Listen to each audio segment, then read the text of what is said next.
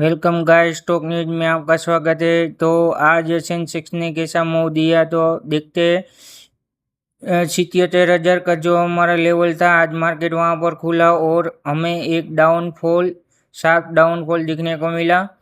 फिर जो हमारा दो टारगेट था वो अचीव किया। ये तो थी कल की एनालिसिस। चलो देखते हैं सेंसेक्स में कल यानी 1 जुलाई वेडनेसडे में हमारा क्या प्रेडिक्शन रहेगा सेंसेक्स में। तो फिलहाल मार्केट ने अभी क्लोजिंग दिया है 76,640 के आसपास। अगर मार्केट कल फ्लैट खुलता है या फिर 76,770 के आसपास खुलता है तो हम थोड़ी देर वेट करेंगे, जो कि हमारा इम्पोर्टेंट लेवल रहेगा 77,040 का।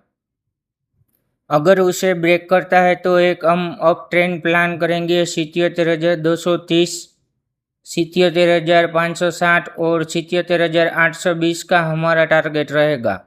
अदरवाइज मार्केट कहीं फ्लैट खुलता है, जो कि 76,770 के नीचे खुलता है मार्केट, तो हम वेट करेंगे थोड़ी देर, जो कि हमारा टारगेट होगा 76,540 को ब्रेक करते ही एक शॉर्ट एंट्री प्लान करेंगे 76,360 और 76,000 का हमारा टारगेट देखने को मिल सकता है। ऐसे ही लेवल जानने के लिए मेरी चैनल को लाइक, शेयर एंड सब्सक्राइब करना ना भूलें।